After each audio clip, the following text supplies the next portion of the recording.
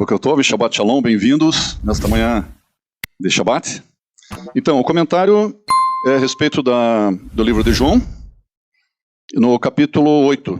Capítulo 8, principalmente ali na parte final, dos versos 56 a 59 de João, né?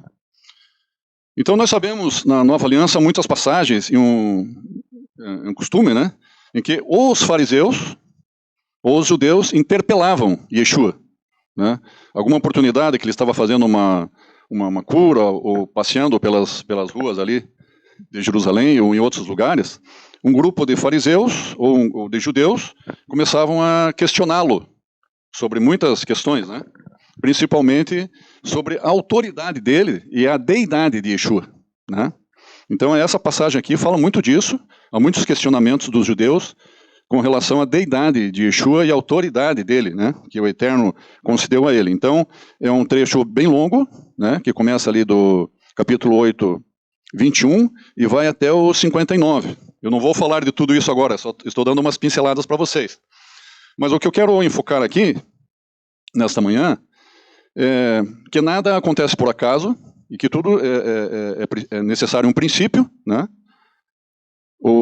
A própria questão do Kalva Homer, que é o tema da Parashá de hoje, que é leve e pesado, né? E do mais brando para o mais forte, do mais fraco para o mais forte, né? Então, essa passagem aqui, esses versículos de João, também abordam isso aí, né? Porque aqui Yeshua coloca muito bem a posição dele, ele sempre está se submetendo ao Pai, ele é submisso ao Pai, né? Embora ele seja um com o Pai, né? E também há muitos versos em que os judeus citam, mas nós somos filhos de Abraão, né? Então, aqui, né, nesse capítulo 8, deixa claro que o fato de nós sermos, por exemplo, descendentes físicos, por causa da questão do gen, da semente de Abraão, isso não garante a salvação de ninguém, né? Então, existe uma passagem aqui que diz assim, ó. Então, eles responderam, nosso pai Abraão, disse-lhes Jesus, se sois filhos de Abraão, praticai as obras de Abraão. Mas agora procurais matar-me, a mim que vos tenho falado a verdade que ouvi de Deus. Assim não procedeu Abraão, né? Então, ele está diferenciando como que Abraão procedia, porque Abraão, ele cria, né? Por incrível que pareça, preste atenção no que eu vou falar aqui agora. Abraão viveu entre 1812 a 1637 antes de Yeshua. São 175 anos, né, o tempo de vida de Abraão, mas foram 1637 anos antes de Yeshua vir. Então, como é que você vai parar para pensar essas coisas assim?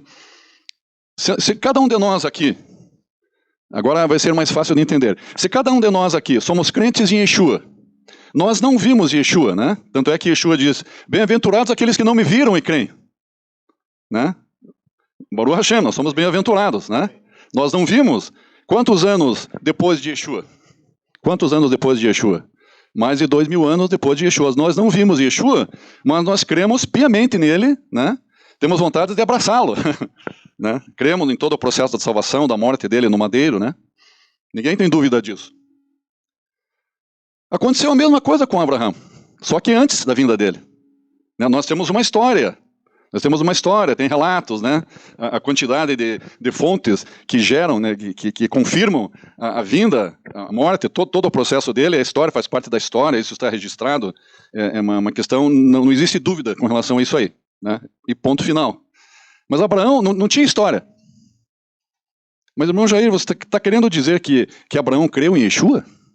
Irmãos, eu estou declarando e afirmando isso, que sim. Mas, irmão Jair, onde que está escrito isso? Que Abraão creu em Yeshua?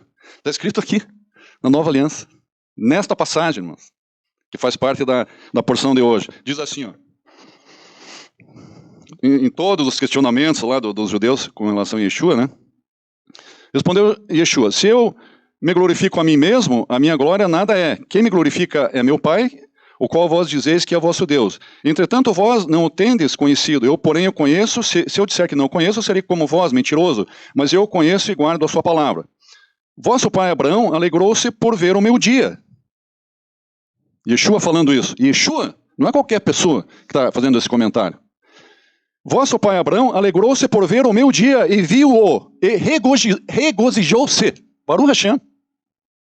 Baruch Hashem. Então, como nós cremos em Yeshua, como que nós vimos Yeshua? Nós vemos Yeshua por causa da história, por causa da tradição, por causa de muitos relatos, muitos, milhares, centenas de livros de crentes, de justos, pessoas de caráter, pessoas respeitadas, que escreveram sobre a veracidade da vinda e da morte de Yeshua. Não tem como não crer, né? Então isso é muito forte. Então, Abraão teve essa experiência, ele teve uma visão. Mas como que ele poderia ter uma visão, Rocha?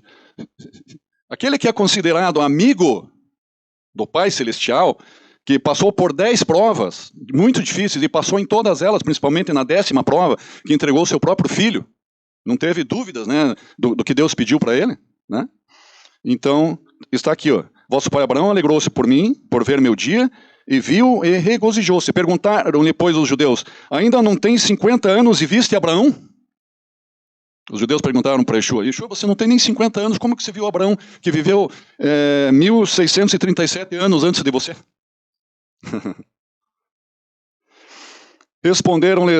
Respondeu-lhes Yeshua, em verdade vos digo, antes que Abraão existisse, eu sou. Baruch Hashem.